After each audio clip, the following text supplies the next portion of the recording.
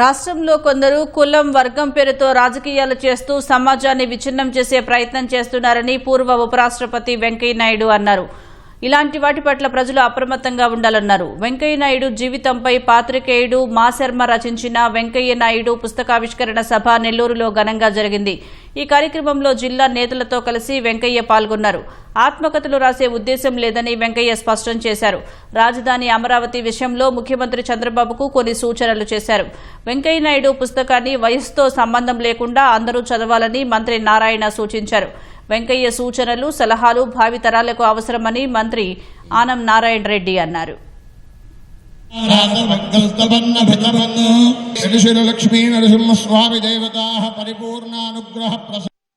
కులం పేరుతో, మతం పేరుతో, వర్గం పేరుతో, వర్ణం పేరుతో, జిల్లా పేరుతో, భాష పేరుతో జనాన్ని చీల్చే ప్రయత్నాలు చేస్తున్నారు. ఇది ఏమాత్రం కూడా ప్రజాస్వామ్యానికి మంచిది కాదు. అమరావతి ఇప్పుడున్న పరిస్థితుల్లో అటు రాయలసీమ నుంచి, ఇటు సర్కారు జిల్లాల నుంచి, ఇటు తెలంగాణ నుంచి ఏ పక్క నుంచి వచ్చినా కేంద్రం గుంటూరు విజయవాడ మధ్య.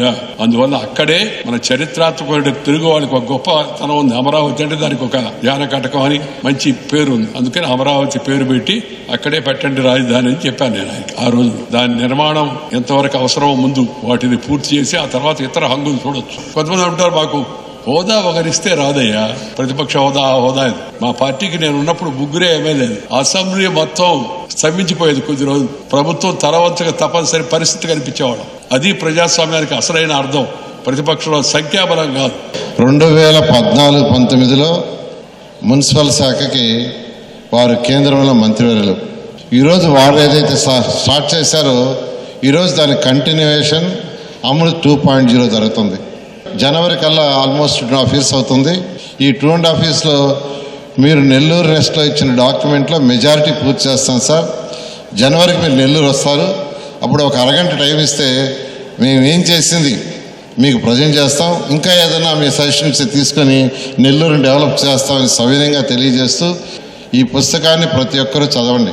ఎవరికి వాళ్ళు అనుకుంటున్నాం మేము చాలా విఘ్నులు, మాకు చాలా రాజకీయ పరిజ్ఞానం వచ్చిందని. ఎవరికి ఆ పరిజ్ఞానాలు లేవు. ఆనాటి రాజకీయ నాయకులు ఇంకా ఎవరైనా మిగిలి ఉన్నారంటే వాళ్ళల్లో వెంకయ్య నాయుడు గారు అరుదైనటువంటి నాయకుల్లో ఒకడు. ఆయన నేర్పాల్సిందే, నేర్పించాల్సిందే, సూచించాల్సిందే, సలహాలు ఇవ్వాల్సిందే. లేకపోతే రేపటి తరం ఒక సమకాలీన రాజకీయాల్లో మనగలిగేటువంటి పరిస్థితి వాళ్ళ లేదు.